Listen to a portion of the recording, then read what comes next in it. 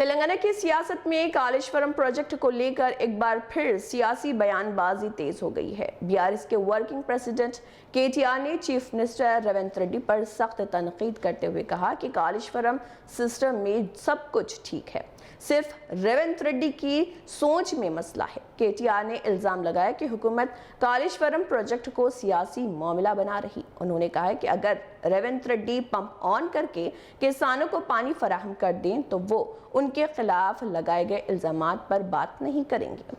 उन्होंने मजीद कहा कि किसानों को पानी फराहम करना हुकूमत की अवलीन तरजीह होनी चाहिए।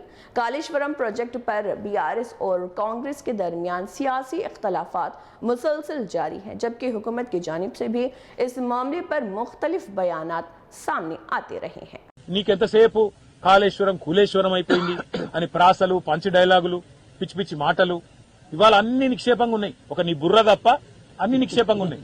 కాళేశ్వరం సిస్టమ్ లో రిజర్వాయర్లు మంచిగానే ఉన్నాయి, కాళేశ్వరం సిస్టమ్ లో బరాజులు మంచిగానే ఉన్నాయి, పంప్ హౌజులు మంచిగానే ఉన్నాయి, కెనాల్లు మంచిగానే ఉన్నాయి, మొత్తం మోటార్లు మంచిగానే ఉన్నాయి, సబ్ స్టేషన్లు మంచిగానే ఉన్నాయి, అన్ని చక్కగానే ఉన్నాయి. ఒక నీకు బుర్రనే చక్కగా పనిచేస్తలేదు.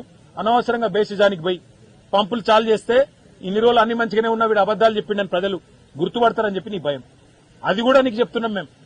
నువ్వు ఒకవేళ పంపులు చాలు చేసి రైతులకు నీళ్లు ఇస్తే నీ దొంగతనం నీ అబద్దం కూడా మేము మాట్లాడము. ఈ కాడ నుంచి నువ్వు ఇన్ని రోజులు చెప్పిన బక్వాస్ మాటలు కూడా మేము కూడా మర్చిపోతాం, నువ్వు కూడా మర్చిపో.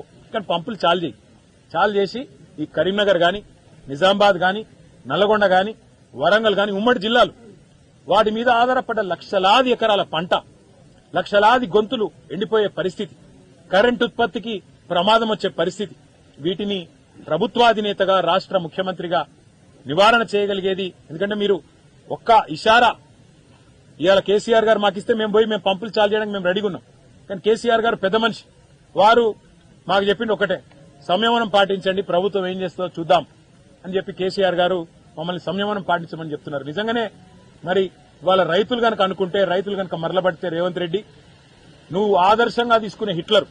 నేను అడిగిన ఒక పెద్ద మనిషిని, ఈ రక్తంలో లేదని అడిగిన నేను, ఈ రక్తం జల్లుమంటాడు ఏంది ఈయనకేమైనా పిచ్చా అంటే ఒక పెద్ద మనిషి చెప్పిండు, సార్ ఇదివరకు హిట్లర్ అంటాడు ఒకడు ఉండే, వాడు కూడా గిట్లే చేసిండు, ఈయన ఆయనకు ఆదర్శం అంటాడు హిట్లరు.